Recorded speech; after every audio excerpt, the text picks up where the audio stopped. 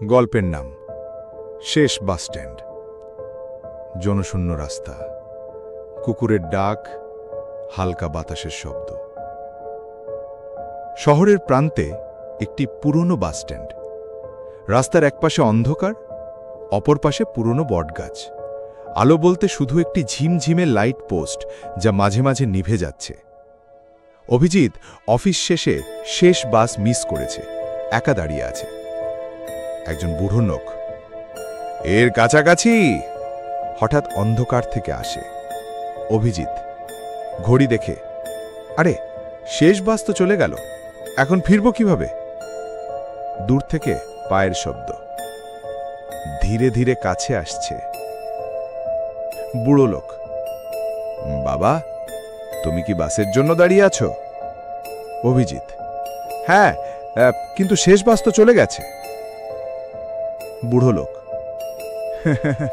না, আর একটা বাস আসবে, শেষ রাতের বাস, শুধু এই রাস্তা দিয়েই যায়। ইতিমধ্যে বাস চলে এলো। দূর থেকে পুরনো ইঞ্জিনের গর্জন। বাতাস ঠান্ডা হয়ে যায়। কুয়াশার ভেতর থেকে একটি ধূসর রঙের বাস আসে। জানালায় কেউ নেই, শুধু ড্রাইভার। মুখ দেখা যায় না, সাদা ধবধবে চুল।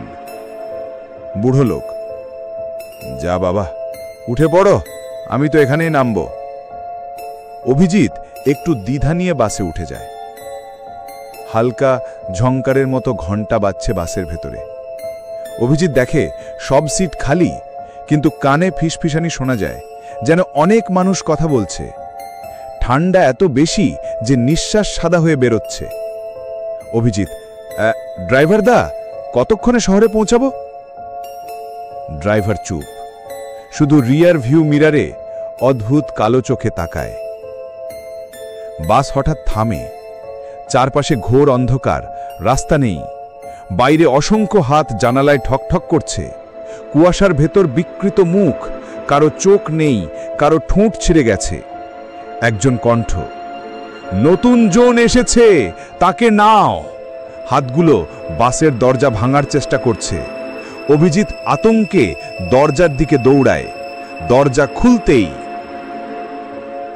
পরদিন সকালে বাসস্ট্যান্ডে পুলিশ ভিড় জমিয়েছে।